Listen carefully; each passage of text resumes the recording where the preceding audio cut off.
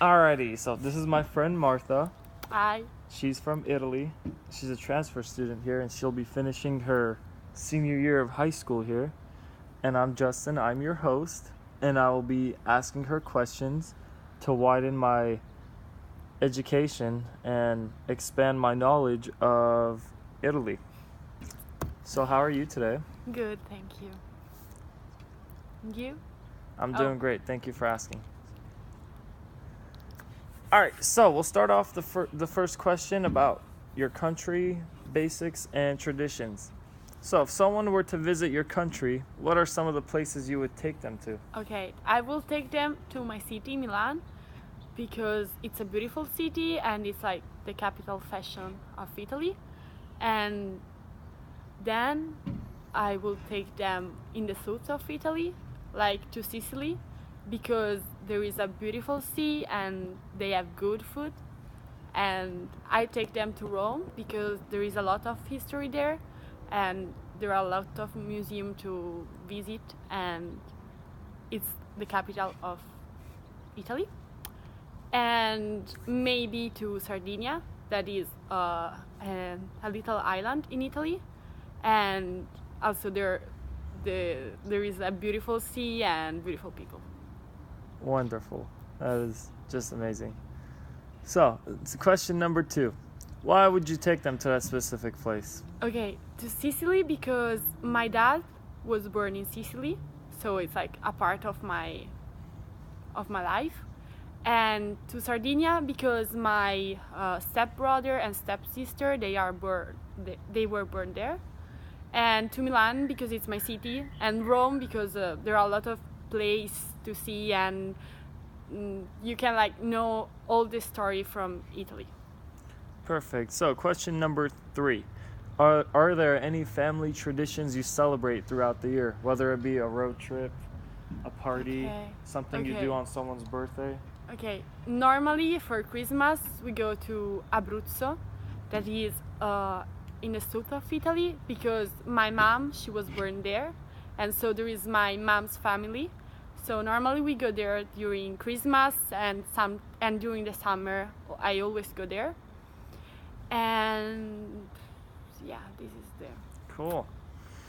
So, question number 4. How many languages are spoken in your country? How many languages do you speak? Okay, I speak 4 languages. I speak Italian, English, German, and Spanish. Really? And yeah, and in Italy we speak Italian, but if you go like in every region there is a dialect. So like if you go in Sicily, they have their dialect, and they speak Italian, but when they speak like with the family or with like old people, they speak with the dialect, so it's very difficult to understand. Perfect. And what are some of the national holidays celebrated in your country? Like 4th of July, we have it here. We have Thanksgiving. What do you guys have there? We have the Italian unification, of Italy. Okay. The unity, yeah. And then we have Carnival that you don't have here. The Renaissance. It's Carnival? You guys have a Renaissance over there? Oh. Like a little party where everyone dresses up in masks? Yeah, but it's a little bit different because during Carnival, it's like a Christian festivity. So people goes on Sunday people go to the church, and the day before we just like have a lot of like different things in the city, like a lot of like cars with, I don't know, with people that have like they dress up, and it's like very funny because we have holidays, so we just go around the city, dress up, and we just have fun. And we have a lot of like typical food just for Carnival. And yeah, this one. Okay. So, last question in the country section of this interview. How do people treat each other in your country compared to the United States? Like over here, most people are rude. If you fall over and break your ankle, they'll just walk right over you. I know because I've done a bystander's experiment. Okay, no, what I noticed here is that like people are always very, very kind with you. Like when I go, I don't know, shopping, they are always very, hi, how are you? How is your day? And in Italy, it's not really like that. When I go shopping, they just ask me like, do you need help? And just that. And also like when I came here, I remember it was like the fourth day that I was here, and I was like in a park, and an old man came to me and he was like start talking to me, and he was like, "You're so cute," and we start talking, and like this not happen, not happen in Italy, and also like at school. When maybe I have like a beautiful clothes or something like that, people came to me and they just say, "Oh, I love your clothes," stuff like that. And in Italy, people don't do that. I wish someone called me beautiful. All right, now we'll go Beautiful. on to the education section of Okay. of this interview. How is grade school, like elementary school, middle school? I don't know if you guys have that over there, compared to high school. Yeah. Okay. We have your the country, in Yeah, your we have the kindergarten that Mhm. is like from 3 years old to 6 years old. 5 years old, yeah, 6 years old. And then there is the elementary school that is 5 years of school. Middle school, 3 years, and high school are 5 years. And then you can go to the university, and there are like depends from what you want to do. You can do I think 3 years, 4 years, or like you have like medicine is like 12 years of university, something like that. Great. And have your parents ever urged you to follow a specific path in life decisions, such as every parent wants their son to become a doctor or a mechanic or take over a family business? Okay. Have you ever had that? No, my parents know. They always told me that I can do whatever I want, and they are really like, I don't know, they really help me in what I want to do. But I have some friends that they are studying medicine because their parents are doctors, so they want that they are doctors. So yeah. So the same outlook is here Yeah, as it is but there. yeah, but my parents know. All right, so now we'll move on to the last section of this interview.